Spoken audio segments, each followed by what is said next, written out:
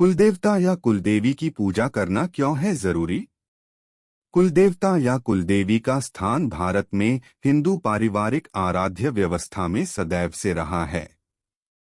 प्रत्येक हिंदू परिवार किसी न किसी ऋषि के वंशज हैं, जिनसे उनके गोत्र का पता चलता है।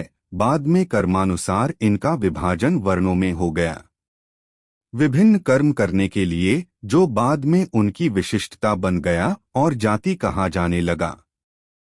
हर जाति वर्ग किसी न किसी ऋषि की संतान है और उन मूल ऋषि से उत्पन्न संतान के लिए वे ऋषि या ऋषि पत्नी कुलदेव कुलदेवी के रूप में पूज्य भी हैं। जीवन में कुलदेवता का स्थान सर्वश्रेष्ठ है। आर्थिक सुबत्ता, कौटुंबिक सौख्य और शांति तथा आरोग्य के विषय में कुलदेवी की कृपा का निकटतम संबंध पाया गया है। पूर्व के हमारे कुलों अर्थात पूर्वजों के खानदान के वरिष्ठों ने अपने लिए उपयुक्त कुलदेवता अथवा कुलदेवी का चुनाव कर उन्हें पूजित करना शुरू किया था, ताकि एक आध्यात्मिक और पारलौकिक शक्ति कुलों की रक्षा करती रहे, जिससे उनकी नकारात्मक शक्तियों, ऊर्जाओं और वायव्य बाधाओं से रक्षा होती रहे तथा वे निर्विघ्न अपने कर्म पथ पर अग्रसर रह उन्नति करते रहें। कुलदेवी देवता दरअसल कुल या वंश की रक्षक देवी देवता होते हैं। ये घर परिवार या वंश परंपरा की प्रथम पूज्य तथा मूल अधिकारी देव होते हैं। सर्वाधिक आत्मीयता के अधिकारी इन देवों की स्थिति घर के बुजुर्ग सदस्यों जैसी महत्वपूर्ण होती है। इनकी उपासना या महत्व दिए बगैर सारी पूजा एवं अन्य कार्य व्यर्थ हो सकते हैं।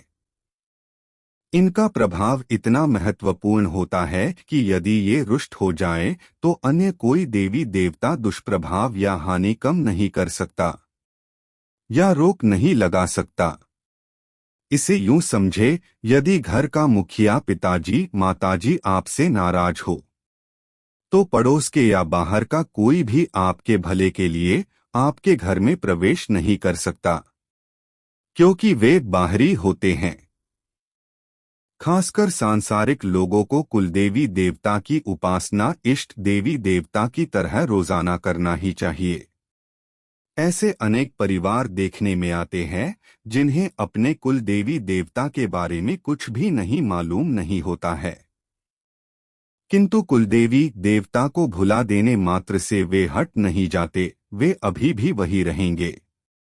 यदि मालूम न हो तो अपने परिवार या गोत्र के बुजुर्गों से कुलदेवता देवी के बारे में जानकारी ले। यह जानने की कोशिश करे कि झड़ूला मुंडन संस्कार आपके गोत्र परंपरानुसार कहाँ होता है या जात कहाँ दी जाती है, या विवाह के बाद एक अंतिम फेरा 5, 6, 7वां कहाँ होता है। हर गोत्र की धर्म के अनुसार भिन्नता होती है। सामान्यतः ये कर्म कुलदेवी कुलदेवता के सामने होते हैं और यही इनकी पहचान है। समय क्रम में परिवारों के एक दूसरे स्थानों पर स्थानांतरित होने, धर्म परिवर्तन करने, आक्रांताओं के भय से विस्थापित होने, जानकार व्यक्ति के असमय मृत होने, संस्कारों के क्षय होने, विजातीयता पनपने, इनके पीछे के कारण को न समझ पाने आदि के कारण बहुत से परिवार अपने कुल देवता देवी को भूल गए अथवा उन्हें मालूम ही नहीं रहा कि उनके कुल देवता देवी कौन हैं या किस प्रकार उनकी पूजा की जाती है। इनमें पीढ़ियों से शहरों में रहने वाले परिवार अधिक हैं। कुछ स्वयंभू आधुनिक मानने वाले और हर बात में वैज्ञानिकता खोजने वालों ने भी अपने ज्ञान के गर्व में अथवा अपनी वर्तमान अच्छी स्थिति के गर्व में इन्हें छोड़ दिया या इन पर ध्यान नहीं दिया। कुल देवता देवी की पूजा छोड़ने के बाद कुछ वर्षों तक तो कोई खास अंतर नहीं समझ में आता, किंतु उसके बाद जब सुरक्षा चक्र हटता है तो परिवार में दुर्घटनाओं, नकारात्मक ऊर्जा, वायव्य बाधाओं का बेरोक टोक प्रवेश शुरू हो जाता है। उन्नति रुकने लगती है, पीढ़ियां अपेक्षित उन्नति नहीं कर पाती, संस्कारों का क्षय, नैतिक पतन, कलह, उपद्रव, अशांति शुरू हो जाती हैं। व्यक्ति कारण खोजने का प्रयास करता है, कारण जल्दी नहीं पता चलता क्योंकि व्यक्ति की ग्रह स्थितियों से इनका बहुत मतलब नहीं होता है। ज्योतिष आदि से इन्हें पकड़ना मुश्किल होता है। भाग्य कुछ कहता है और व्यक्ति के साथ कुछ और घटता है। कुल देवता या देवी हमारे वह सुरक्षा आवरण हैं जो किसी भी बाहरी बाधा, नकारात्मक ऊर्जा के परिवार में अथवा व्यक्ति पर प्रवेश से पहले सर्वप्रथम उससे संघर्ष करते हैं और उसे रोकते हैं। यह पारिवारिक संस्कारों और नैतिक आचरण के प्रति भी समय समय पर सचेत करते रहते हैं। यही किसी भी इष्ट को दी जाने वाली पूजा को इष्ट तक पहुंचाते हैं। यदि इन्हें पूजा नहीं मिल रही होती है तो यह नाराज भी हो सकते हैं और निर्लिप्त भी हो सकते हैं। ऐसे में आप किसी भी इष्ट की आराधना करें, वह उस इष्ट तक नहीं पहुंचता, क्योंकि सेतु कार्य करना बंद कर देता है। बाहरी बाधाएं, अभिचार आदि नकारात्मक ऊर्जा बिना बाधा व्यक्ति तक पहुंचने लगती है। कभी कभी व्यक्ति या परिवारों द्वारा दी जा रही इष्ट की पूजा कोई अन्य बाहरी वायव्य शक्ति लेने लगती है, अर्थात पूजा न इष्ट तक जाती है न उसका लाभ मिलता है। ऐसा कुलदेवता की निर्लिप्तता अथवा उनके कम सशक्त होने से होता है। कुलदेव परंपरा भी लुप्तप्राय हो गई है। जिन घरों में प्राय कलह रहती है, वंशावली आगे नहीं बढ़ रही है, निर्वंशी हो रहे हों, आर्थिक उन्नति नहीं हो रही है, विकृत संतानें हो रही हो अथवा अकाल मौतें हो रही हो, उन परिवारों में विशेष ध्यान देना चाहिए।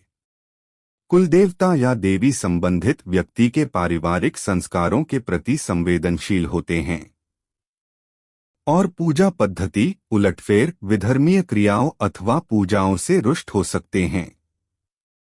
सामान्यतः इनकी पूजा वर्ष में एक बार अथवा 2 बार निश्चित समय पर होती है।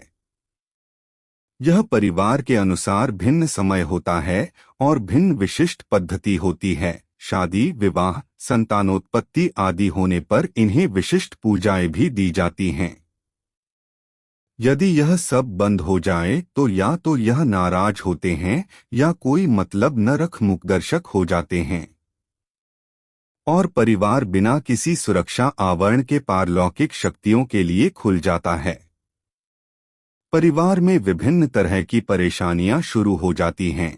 प्रत्येक व्यक्ति और परिवार को अपने कुल देवता या देवी को जानना चाहिए तथा यथायोग्य उन्हें पूजा प्रदान करनी चाहिए, जिससे परिवार की सुरक्षा और उन्नति होती रहे।